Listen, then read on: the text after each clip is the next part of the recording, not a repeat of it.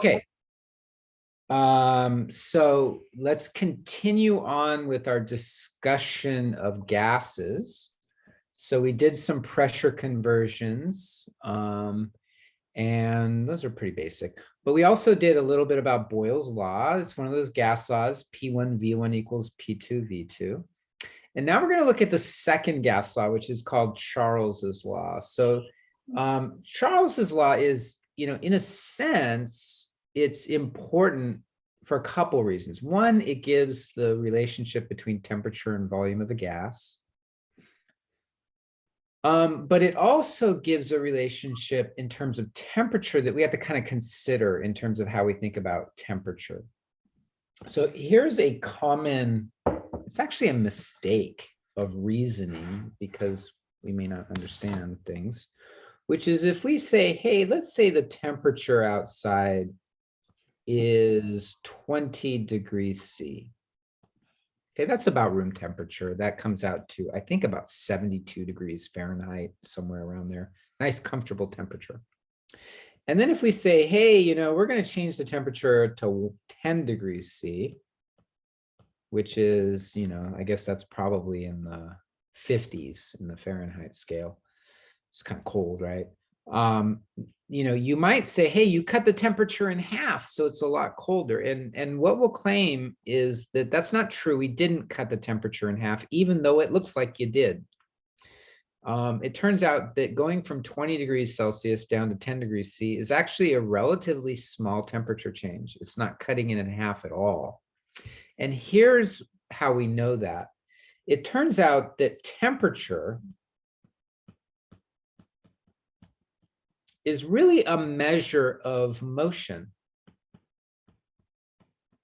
We talked about this a little bit in the previous chapter when we were talking about gases and energy. It's really a measure of motion at the molecular level.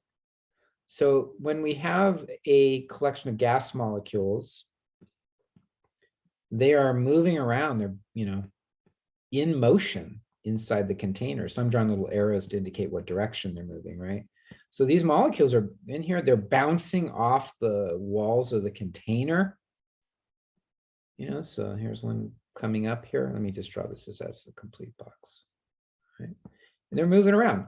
And essentially what happens is the faster they move, on average, this is statistical, right? It's a statistical thing because there's a lot of them. The faster they move on average, the higher temperature they are. So the temperature is actually proportional to the kinetic energy of the gas.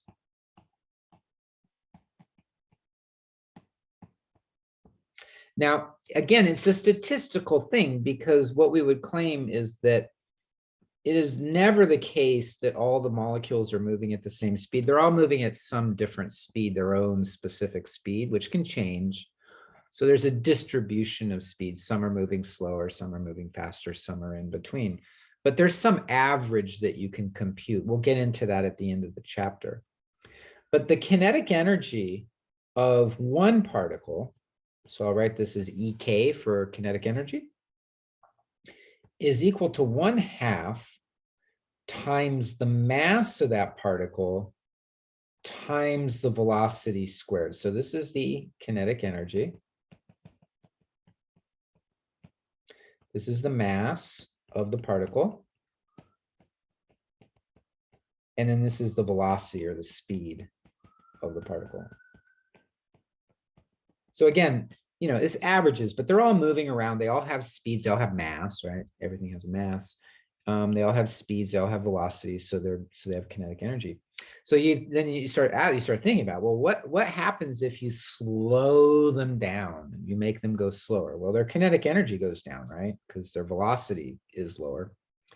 And we observe that in the macroscopic world as humans as temperature. That's how we experience this motion.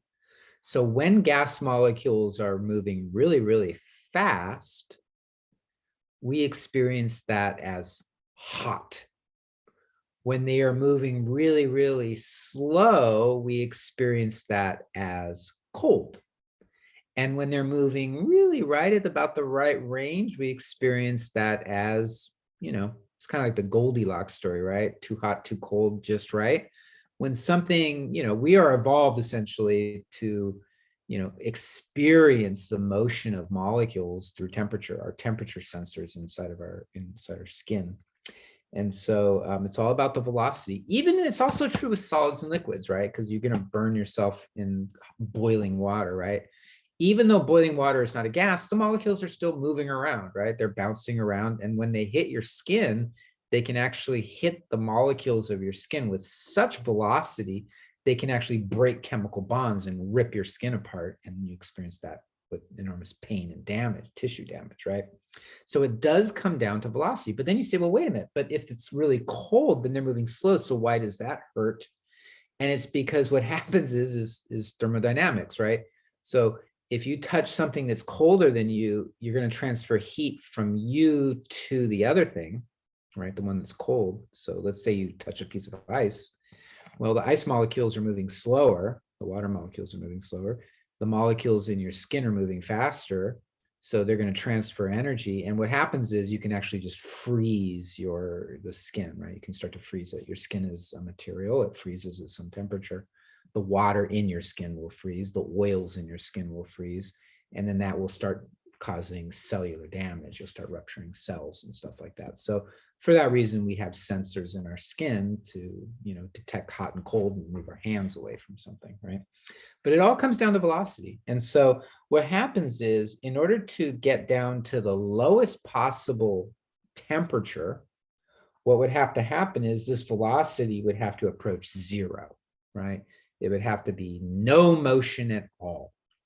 And so my claim is that if you're at, 0 degrees C, which is the freezing point of water, there's still motion of the molecules.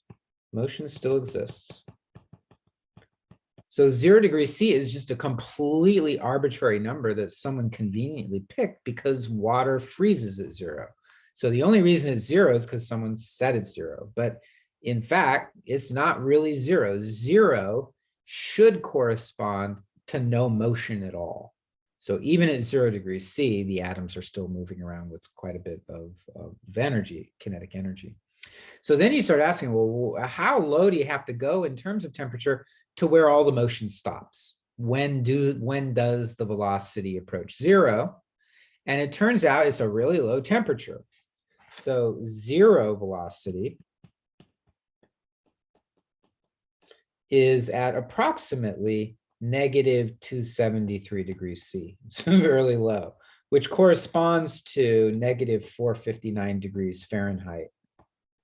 Right? Really low temperatures. And it is possible to reach those very low temperatures when they launch rockets into space. Sometimes they use liquid hydrogen. And liquid hydrogen is like minus 456 degrees Fahrenheit or minus 457. So they're getting pretty close to the 0. So a little bit more precise, it's negative 273.15 degrees C. So here's just more significant digits. And this is referred to as absolute 0. All right, that's what we call it. Because what we're saying is, yeah, there's 0 degrees C. That's when water freezes with 1 atmosphere of pressure. But there's this other 0, which means that all molecular motion stops and the molecules are rigidly held in space. And that occurs at negative 273.15 degrees Celsius. Now, it turns out it is impossible to actually make all molecular motion stop. There's something called quantum mechanics, which leads to some motion even at this temperature. But, for the most part, motion stops, almost completely. So we call that absolute 0. And that ends up being pretty inconvenient. So now we start saying, hey, the temperature is minus 273 or minus 253 or minus 333. People still use those temperature scales. But it's actually, if we're going to do like kinetic energy calculations or Charles's law, which we're going to talk about in just a moment, it is more convenient to not put in negatives, but to only have positive values of temperature. because if we put in negative values, it leads to some confusion in terms of our results of our calculations. It ends up essentially giving us negative volumes, which makes no sense. So what we do is we define a new temperature scale, which is based on the Celsius scale. And we're going to call it the Kelvin scale. And I'm gonna write it as T sub K for Kelvin. K for Kelvin, all right, named after Lord Kelvin. And the temperature scale, very simple. It's based on the Celsius. It's not based on Fahrenheit. There's another absolute temperature scale based on Fahrenheit. If you're an engineering, some of you are engineering majors, and that one is called the, oh shoot, my mind is not working right now. Starts with an R. Oh, I'll have to remember. In any case, it's the Kelvin scale is based on the Celsius. So it's Celsius plus 273.15. Now, all this does is it shifts the temperature up by 273.15. That's all it does. So if you go down to the lowest possible temperature, negative 273.15 Celsius, add 273.15, you get 0. So that's absolute 0. So absolute 0 on the temperature scale is the lowest temperature possible. Okay. Okay. If you're at, let's say, 0 degrees Celsius, that's an easy calculation. 0 degrees Celsius plus 273.15 is 273.15. So you'll see that temperature sometimes, 273.15, because that's the freezing point of water in the Kelvin scale. 100 degrees C is the temperature that water boils at. Well, you take 100 plus 273.15, you get 373.15. And I want to point out that this scale is, you want to use this scale for all gas law calculations.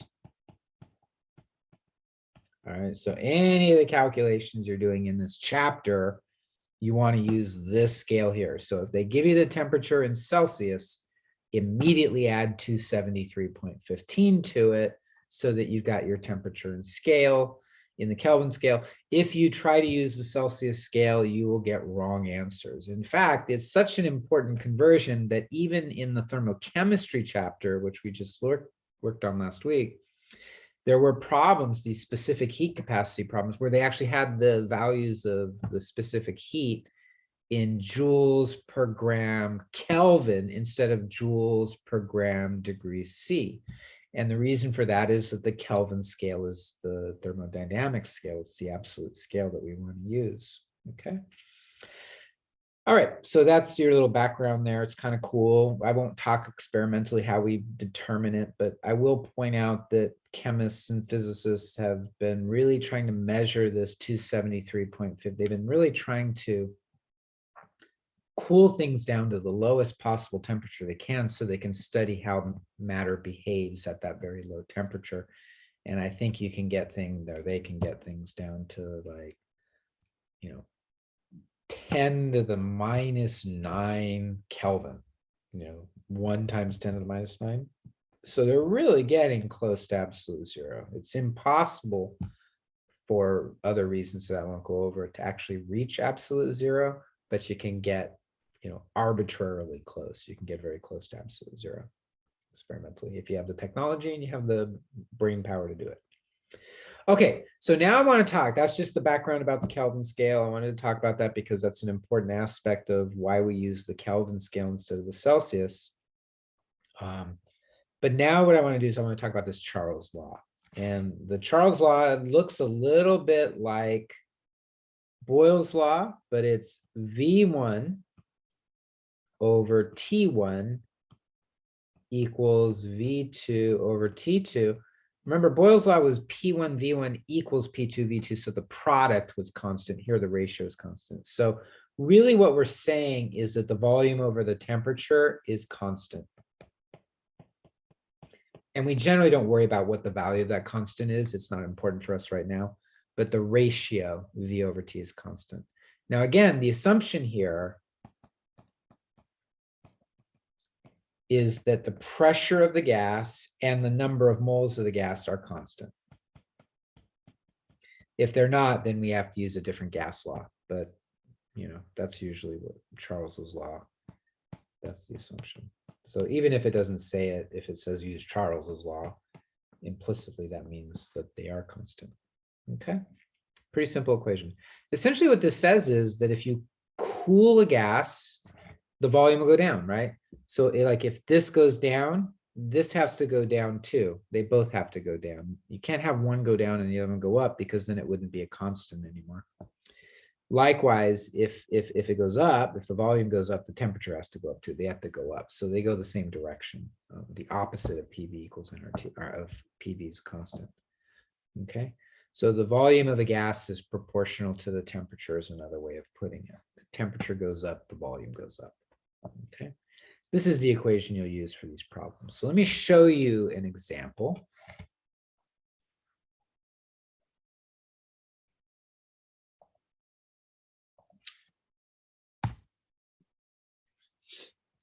Okay, using Charles's law.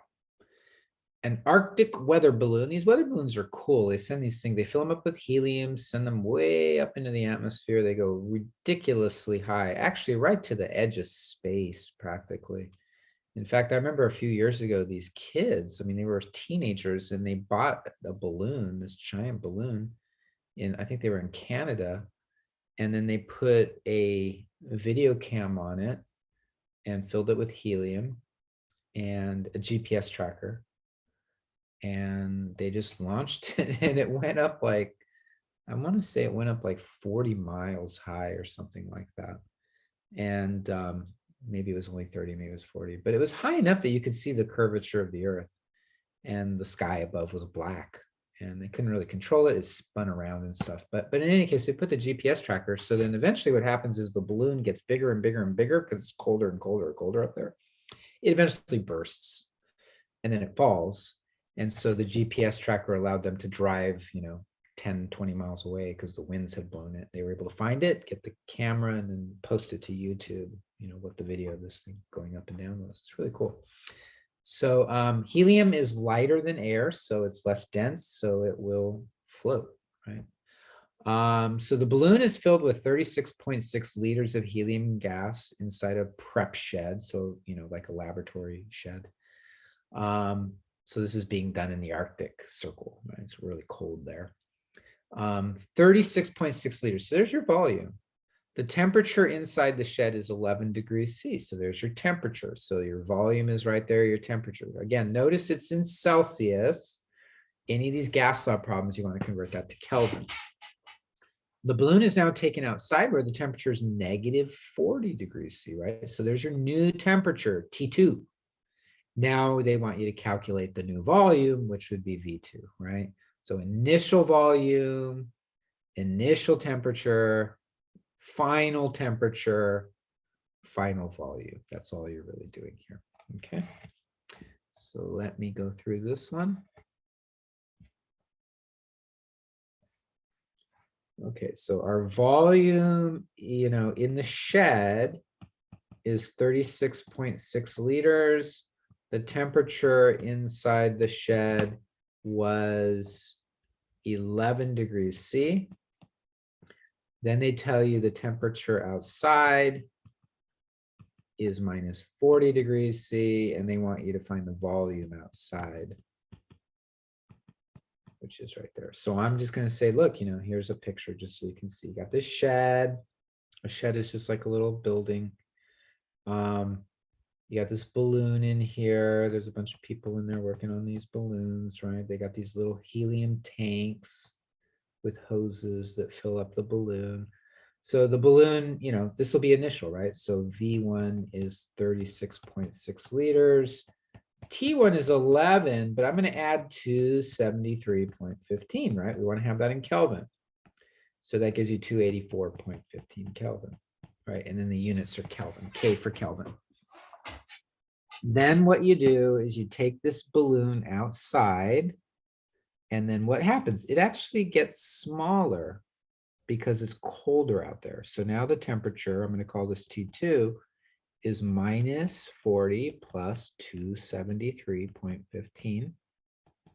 And you get 233.15 Kelvin. Sorry, 233 Kelvin. 230, right? I'm taking negative 40 and 273, so that's 233.15. Okay, so there's your T2. I'll just underline these values we're going to use. Okay. And so why does it get smaller? Because if you cool a gas, it compresses. If you heat a gas, it expands. Okay. Pretty simple, right? And so now all we have to do is use our equation. V1 over T1 is V2 over T2. Again, make sure those temperatures are in Kelvin. And we want to know what V2 is. What's volume outside? Okay. Well, that's this right here, V2. So how do we do that? We multiply both sides. Let me show you. For this one, I'll show you explicitly the algebra. Okay. We want to have V2 on one side. So we wanted the T2 to be on the other side, right? So what I'm going to do is I'm going to multiply both sides by T2. Right? Both sides by T2. So what happens? The T2 cancels here. T2 over T2 is 1. Simplifies to 1. So now you got T2 times V1 over T1 is equal to V2. So there's our answer. V2 is that product. So T2 is 233.15.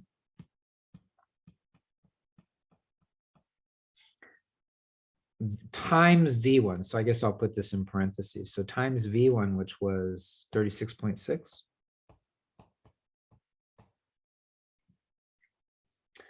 Divided by T1, which was 284.15.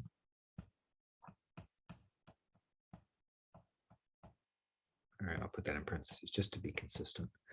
Okay, Kelvin over Kelvin is 1. Our only units left is liters. So you see it's going to be smaller now, but is it going to be, a lot smaller? It's going to be smaller, but, you would think going from 11 down to negative 40, that's a big shift, right? It's actually a relatively small difference, right? So 233.15 times 36.6 over 284.15, and you get about 30. It's actually not that big of a difference. I mean, it is smaller, right? 30.0 liters is your V2.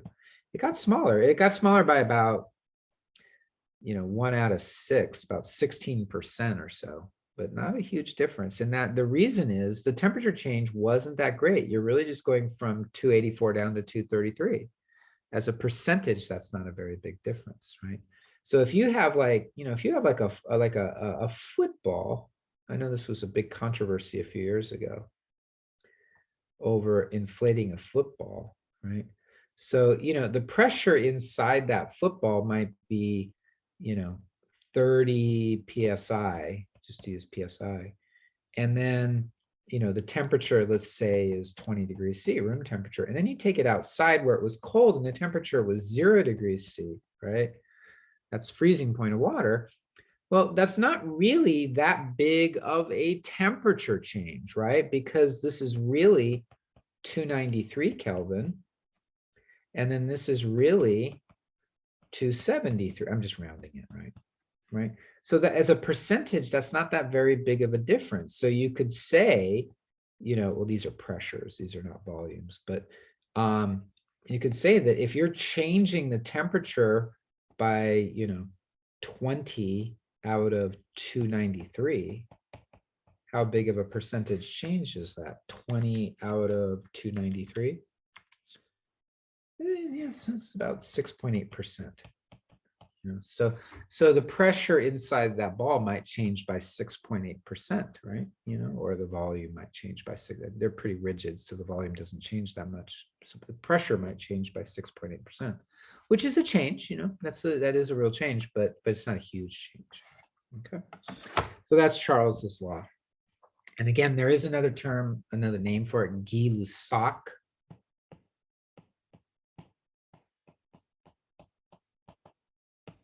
And then there's Charles. It's essentially measuring the same thing. Chemists, for some reason, just talk about Charles's law, but if you take a physics course, when you go over gas laws, they'll also call it the law of Gay-Lussac. Okay. All right, let's see. I think there were two types of Charles. Nope, that was it. Just one. Okay. So now let's get into Avogadro's law. Okay. All right, so I'm going to look at Avogadro's law.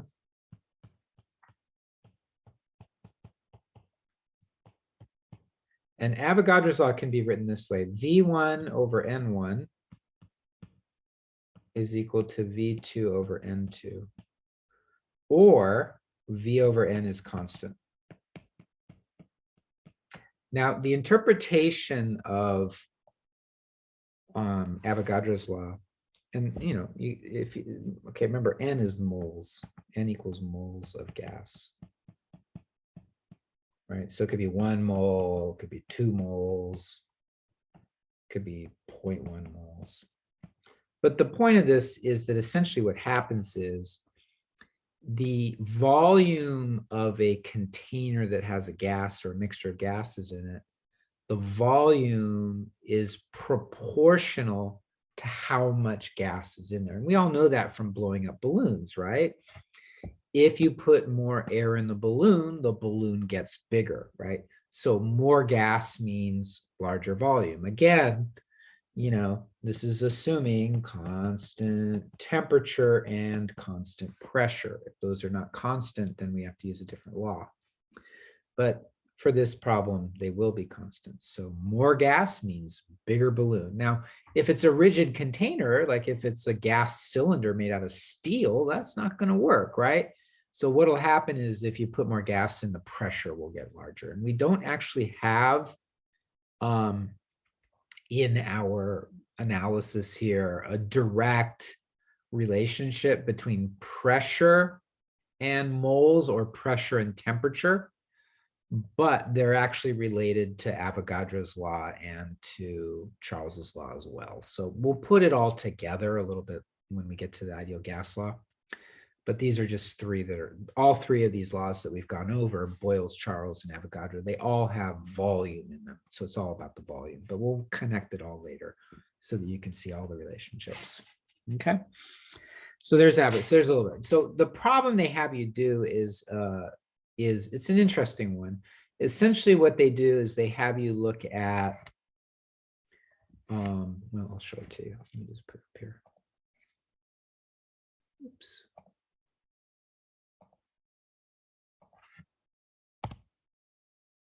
Okay, they have you look at a problem where they're showing you a chemical reaction. They're not really showing it to you, they're describing it, and then you have to write it. And then you're just trying to figure out what the volume of one of the gases is.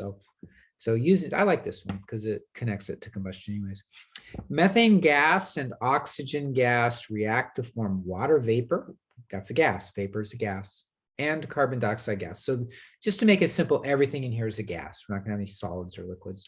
What volume of carbon dioxide would be produced by the reaction if 2.85 milliliters of methane were consumed? So there's actually only one number in there. Wow. How come there's only one number? We have this, V1 and N1 and V2 and N2. Well, we're going to use the balanced equation to get N1 and N2 is essentially what we're doing. But I'll show it to you. There's different ways to kind of describe this. Make sure it has a unit symbol, right? So we'll try milliliters and round it to 3 significant digits because the 2.85 has 3 significant digits. Okay, so I'm going to begin by writing the balanced equation. So it's methane gas, oxygen gas, remember oxygen is diatomic, to form water vapor, H2O gas, and then carbon dioxide gas, CO2 gas. So it's just pretty simple. This equation we've actually looked at before. So the primary component of natural gas is methane, which is CH4. We're going to react it with oxygen. Then we're going to get water vapor and carbon dioxide. Okay, Now let's balance it. 1 carbon on both sides, 4 hydrogens on the left. So let's put a 2 in front of the water to get 4 hydrogens. And then we've got oxygen. We have 2 oxygens on the left, but we have 4 on the right because there's 2 in the water and 2 in the CO2.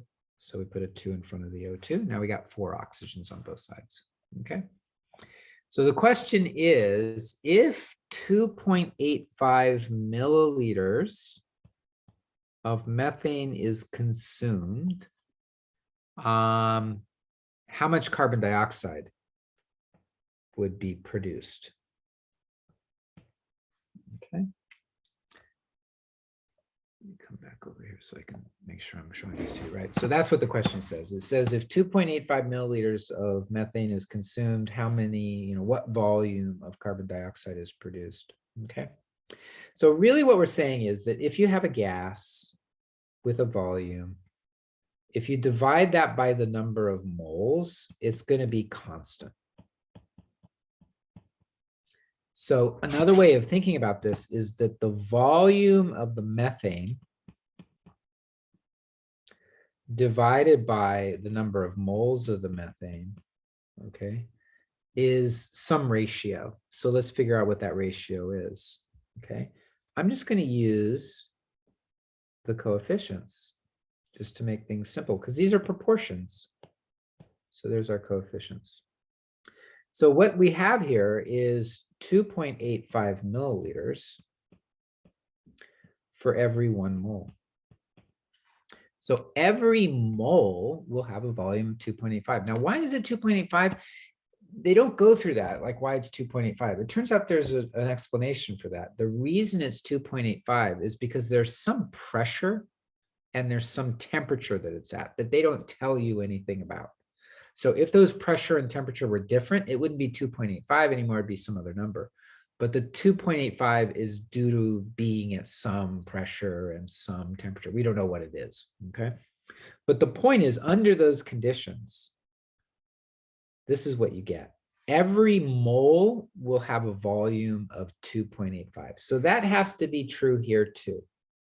It has to be 2.85 milliliters for every 1 mole of CO2 because of that coefficient right there. Okay, so that would be our answer. It's kind of funny. So it's 2.85 for every mole. So it's going to be the same volume for every mole here. Okay, so our answer would just be 2.85, which is, not all that interesting. Nothing really happened there. It's the same. Okay. If the coefficients are the same, the volume is going to be the same. Now, let me show you another one. Let's do another one. Find one where it's, not.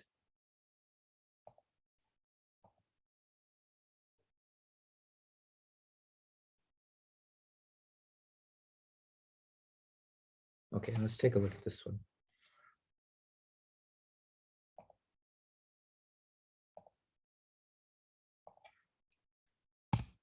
Okay. Different type of reaction. Methane gas, CH4 again, plus chlorine gas, Cl2, react to form hydrogen chloride. Hydrogen chloride, so hydrogen H, chloride Cl, HCl. And carbon tetra. Tetra is 4, right? Mono is 1, di is 2, tri is 3, tetra is 4, penta is 5, hexa is 6, hepta is 7, octa is 8, nona is 9, and deca is 10. So it's carbon tetrachloride, so 4 chlorines, okay? Now they wrote it a little bit differently. What volume of carbon tetrachloride would be produced by this reaction if 6.68 meters cubed. So that's a different unit of volume, right? The other one was milliliters. This is meters cubed. A meter cubed is big. It's a meter by a meter by a meter. That's a big volume, right? A milliliter is like a little volume, right? So very different units here, meter cubed. Actually, a milliliter is a centimeter cubed. So here's a centimeter. Centimeter cubed would be about that big. And then a meter is 100 times larger than a centimeter. So that's huge. Okay. All right, so let's go ahead and write the reaction out, balance the equation. Okay, so methane gas.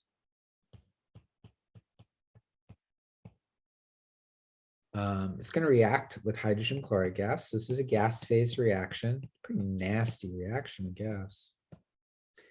To form, oh, I'm sorry, plus chlorine gas. I wrote it wrong.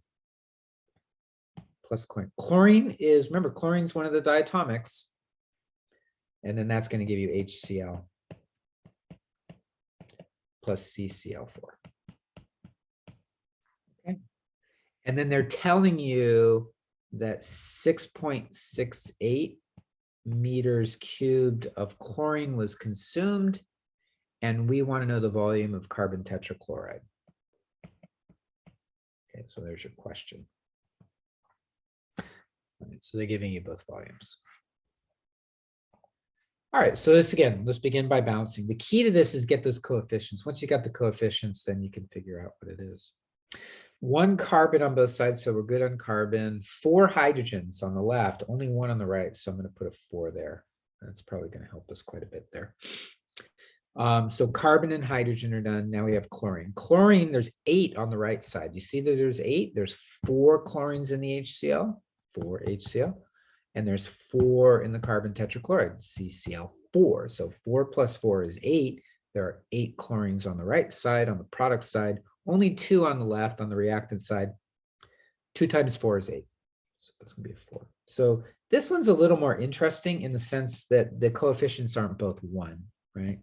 So this is what we would say. The ratio of volume to moles, so V over M, for this particular reaction, again, it might be a little like, where's this all coming from? There is a pressure that's not stated, and there is a temperature, and that's what's giving us the 6.68. If the pressure and temperature were different, it would be a different number, but we'll get to that in the next section. So the situation is that there's 6.68 meters cubed for every 4 moles of gas. And it goes for any of these gases because, again, there's another implicit aspect of this, which is that any gas in the same container is going to be at the same temperature. Okay. So it's going to essentially behave similarly, right? The temperature is what determines how fast the molecules are moving. So the behavior of gas just really, if it's in the same container, they're going to behave the similar ways. So what this says is every time 4 moles of this react, you get 1 mole of this. Well, if you get 1 mole down from 4, the volume is going to get smaller, right? So I'm going to write it this way. I'm going to write it as our new volume over 1 mole. Okay. That's what's constant. The volume over the moles is constant. So I'm taking my volume here, 6.68, dividing it by the moles, 4. That's got to be constant. So that's going to be our volume over here divided by 1 mole. If that was a 2, it would be V over 2. Okay. Well, multiply both sides by 1, right? 1 mole, and you get 6.68 meters cubed over 4 moles times 1 mole. And you get your new V. Okay. So 6.68 over 4, I don't know what that is. It's like 1.5.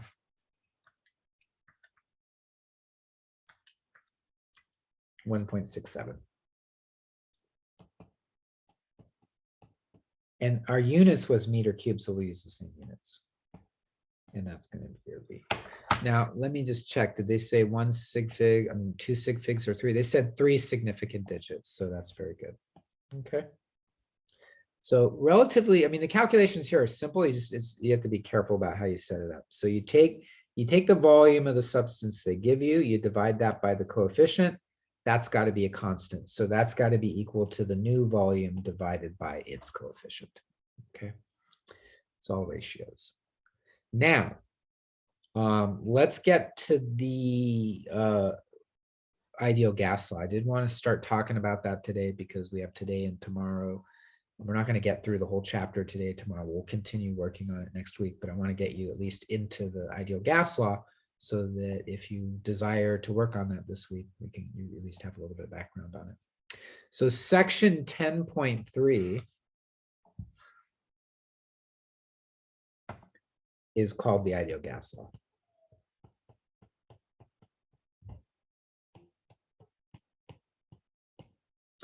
And essentially what we can say is that for a gas, the volume is proportional to 1 over the pressure. That's Boyle's law, right? PV is constant.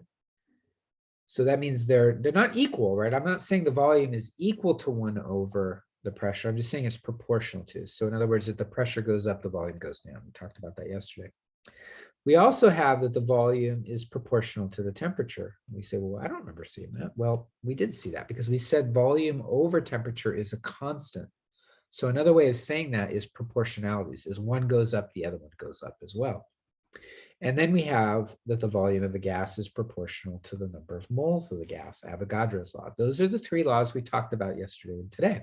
We did 1 yesterday and 2 today, right? Now what I'm going to do is I'm going to put them together. I'm going to say, look, the volume is proportional to the number of moles, the temperature, and inversely proportional to the pressure. So I'm putting all 3 together in a particular order. I'm doing N and then T just because that's generally the way people represent it. Now you have a more complicated thing. So here's what we can do. I can now multiply both sides by P, and I can say P times V is proportional to N over T. And then what I could do is I could divide both sides by NT. And I get 1 here, right? Which is a constant. 1 is a constant, right? Any real number is a constant. Any number is a constant. Okay, so what does it say? It says that this ratio is constant. So that means I can rewrite this as P1V1 over N1T1 is equal to P2V2 over N2T2. And this is referred to as the combined gas law. Why? Because we combine these 3 laws together here. All 3 are combined and it's written this way. P times V divided by N divided by T is a constant. So that means our initial state is equal to the final state in terms of that ratio. This ratio is constant. Now that doesn't mean nothing can change, right? The pressure could change. We could have a different final temperature than we have initial. But if the pressure changes, at least one other variable has to change too, so that the ratio is constant. Okay. Now sometimes this is simplified using the following assumption. Assume N is constant. In other words, N1 equals N2. That's very often the case. We have a gas inside of a container. We're not letting the gas escape. We're not adding more gas, so N is constant. Well, then this simplifies to P1V1 over T1 equals P2V2 over T2. All right, so this is just an alternative form of this combined gas law. One has moles explicitly written in it. If you're pretty sure that there's no gases escaping or being added, then you can use that form and it's a little bit simpler, right? So that's called the combined gas law. Now what I'm going to do is I'm going to take this relationship right here and I'm going to turn it into an equation. So when we have a proportionality, we can turn it into an equality by putting in something called a constant of proportionality. And this is done very commonly in the natural sciences. So you take something that's proportional and you measure everything in that proportionality and then multiply one side of the equation by a number, and that makes them equal to each other. Okay, so we're going to use this constant of proportionality. We're going to call it the universal gas constant. And the symbol for it is going to be a capital R. Okay, I'll talk about the value a little bit later. So here's what I'm going to do. I'm going to take the right side of the equation here, and I'm going to put in this R. I'm just going to slip it in there.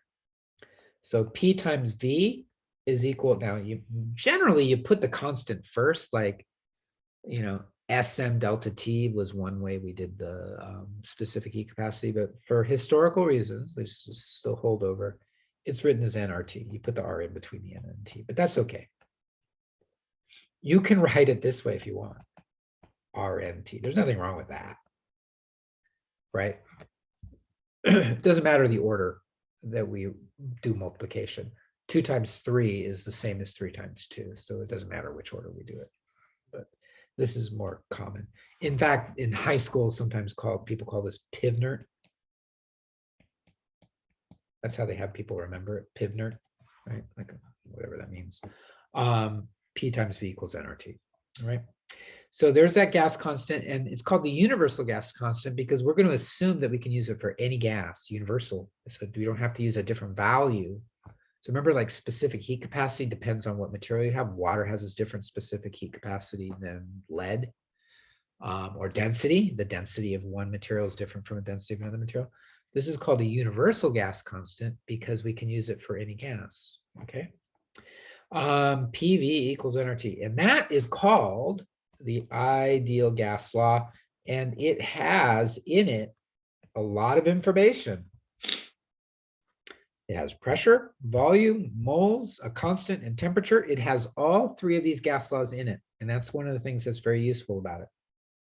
It also allows us to do all sorts of different types of problems. So the rest of this section is really just using that equation and figuring out how to do stuff.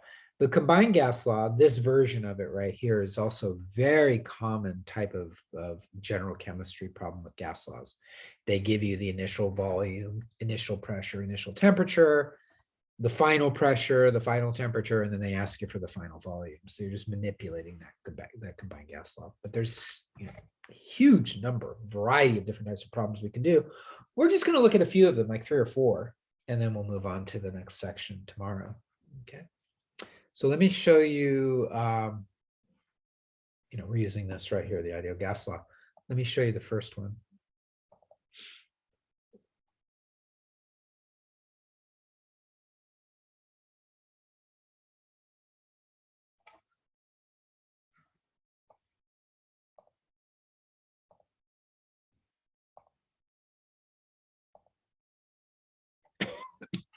So using the ideal equation of state. Oh, ideal equation of state. That's another way of saying the ideal gas law.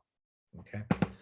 This is getting this idea of equation of state related to our thermochemistry discussion of work and heat. Sulfur tetrafluoride gas is collected at -7.0 degrees C. So there's a temperature in an evacuated flask with a measured volume of 50.0 liters. Now, the reason it's evacuated is because if there was air in there, that would affect what happens. So they've taken the air out, it's evacuated. There's a vacuum in there. Then they put the sulfur tetrafluoride in. So it's just sulfur tetrafluoride in there. When all the gas has been collected, meaning put into the container, the pressure inside this flask is measured to be 0.120 atmospheres. So they want you to calculate the mass and number of moles of sulfur tetrafluoride gas that were collected and round your answers to 3 significant digits. Okay. So it's sulfur tetrafluoride. Now, the order that they ask you is actually not the order that you're going to do the calculations. With this one, you want to find the moles first and then the mass. Okay, so let me show you this one. Oops, sorry.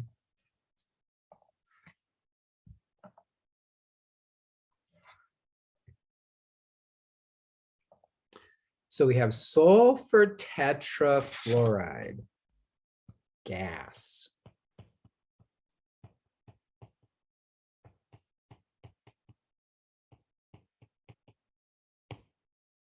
Yeah, U before O. So let me write that down. Sulfur fluoride tetra, and it's a gas. All right, sulfur tetrafluoride. The temperature is -7.0 degrees C. Again, it's a gas law, so immediately add your 273.15.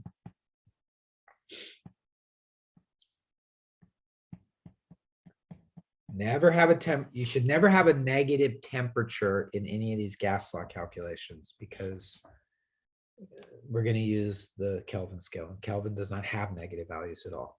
The measured volume is 50 liters. And then when all the gas has been collected, the pressure of the flask is measured as 0.120 atmosphere. And then you want to calculate the mass and the moles. Okay. Now, let me show you what's actually happening here. What they did was they had a flask.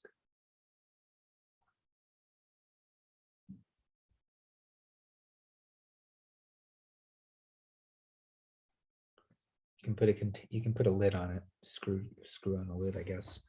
They took the air out. That gives you a vacuum. Use a vacuum pump the air out. Okay.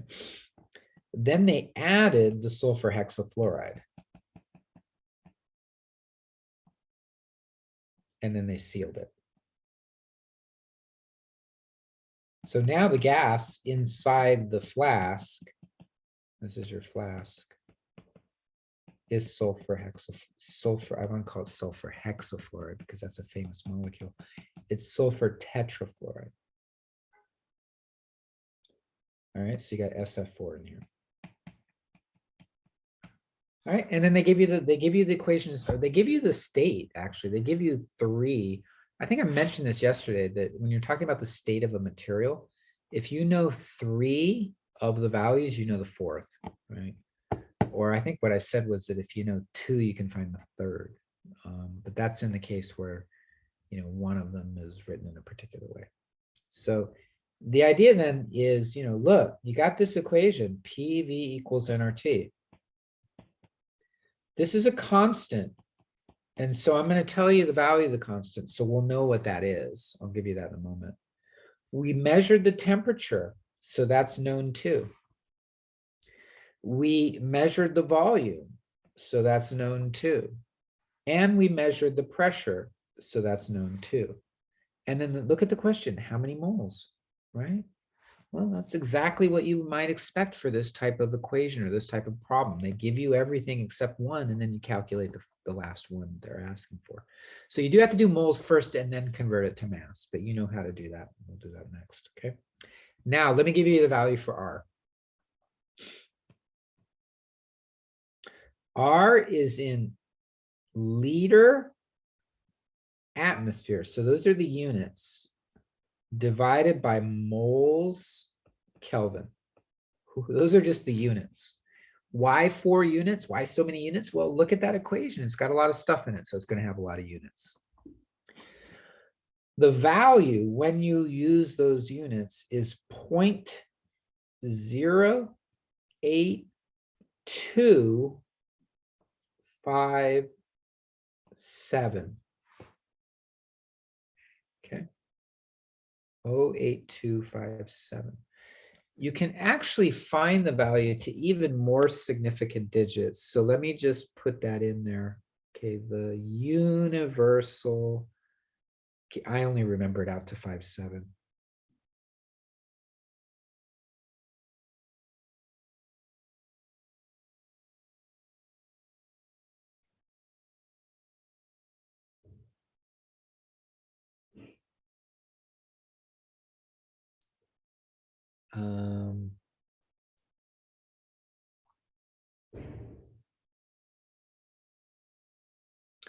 Sorry, it's taking me a little time to figure this out.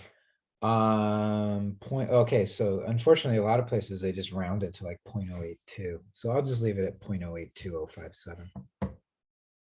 0.8257. So they often will just round it to 0.082. You know, is it actually? Let me be careful. It might. I might be wrong about this. It might actually be a slightly different value. It might be 0.082057. So let me just make sure. I don't want to give you the wrong value.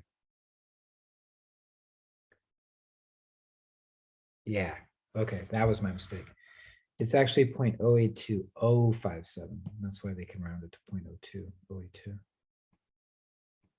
And as long as I'm at it, let me go ahead and give you the actual all the way out. It's 0.82057.338. Has a lot of significant digits, but I just wanted to make sure that we saw it. It is known to a lot of significant digits. Okay, so 0.82057.338, and that's if you're using atmosphere liters per mole Kelvin. We're going to use different units for other calculations. I'll give you the other values of R for the different units. Okay. So now, again, look, we know the pressure, we know the volume, we know the temperature, we know the value of R now. We now have the value of R. So let's find N. So PV equals nRT. Divide both sides by RT. See how all that algebra that you learned comes into play here. We use it a lot. That's going to give you N. So now I'm just going to put in everything. I'm going to put in the 0.120 atmosphere.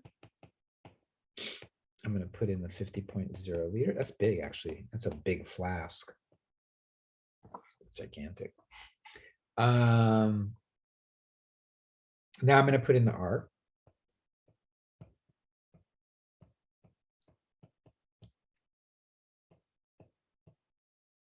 Atmosphere. Did I put liter atmospheres or atmosphere liters? I put liter atmospheres.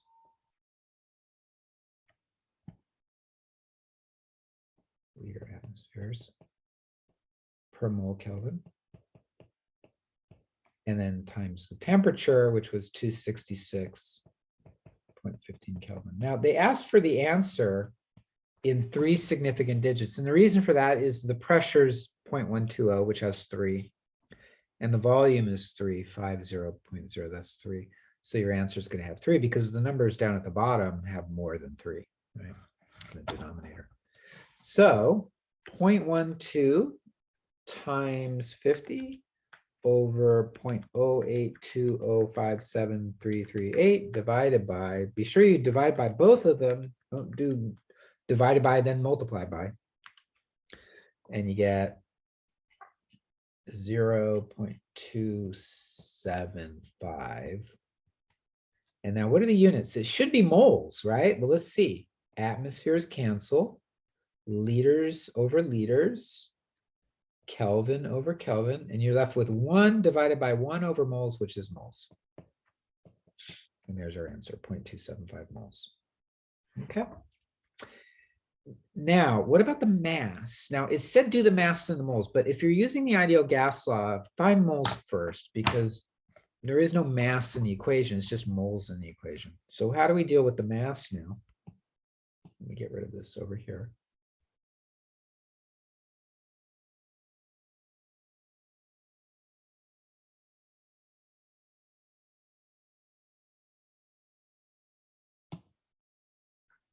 Okay, we know it's 0.275 moles of SF4.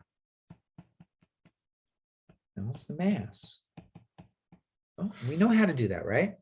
That's a mole to mass conversion, right? So going from mass to moles, we divide by the molar mass. Going from moles to mass, you multiply by the molar mass, right? So what's the molar mass of SF4? Well, it's 32.07 for the sulfur and then 19.00 for each fluorine. So you add all those together, 32.07 plus 4 times 19. Looks like it's 108.07 grams per mole. All right, so if you have 0.275 moles and you don't know which one to do, am I going to multiply or divide? Well, do it this way. You multiply first and let's see what happens in terms of the units. See how the moles cancel and you'll get grams? It asks for the mass. Well, grams is mass. There you go. So times 0.275, again, rounded to 3. I made a little rounding error here. There's your grams. That's it. So I did something a little incorrect here. I want to point out my error. I rounded this to 3 significant digits, right? Which is what they asked us to do. But then when I did the math, I used all 3. I used those 3 significant digits. Well, technically speaking, when you do analysis of significant digits, if you're going to use this answer for another calculation, which we just did, right? We used it here. You don't want to round it in that calculation. That gives you a rounding error. If you round something more than once, that's a rounding error. So because this is a new calculation, we would want to use at least one more digit from this one. So even though the answer is 0.275 here, we would want to use more significant digits in this calculation here. So let me just go back and do that. 0.120 times 50 divided by 0.082057338 divided by 266.15. So this was actually 0.274731. So now if I put that over here, 0.274731, and then multiply that by 108.07, you get the same answer. It rounds off to 29.7. So it didn't make a difference here, but be careful with that because it could make a difference. It might change it to 29.6, or it might change it to 29.8. It turns out with this one, it didn't create an error, but be careful with that. So if you have to do two answers, round it for your answer, but keep that value that's in your calculator and use that for the future calculation. Okay. So look at what we just did there. We used this PV equals nRT to find the number of moles of a gas. Then we used the molar mass to find the grams. We could do any kind of calculation with that. PV equals nRT. We could, if they gave us volume, moles, and temperature, you could find pressure. If they gave you pressure, volume, and moles, you could find temperature.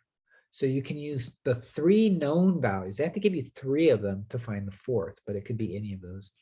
And then with these problems, you're going to use the value of R, which is in liter atmospheres per mole Kelvin, and the value of that's 0.082057. 338 is, all the way out to the known value. Okay. So there you go. So there's our first type of ideal gas law problem. We have a couple more to do, so we'll work on those tomorrow. So my guess would be tomorrow we should be able to get through section 10.4.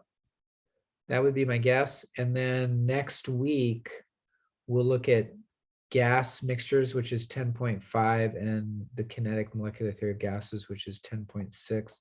10.6 actually has a few different types of problems, and it has 3.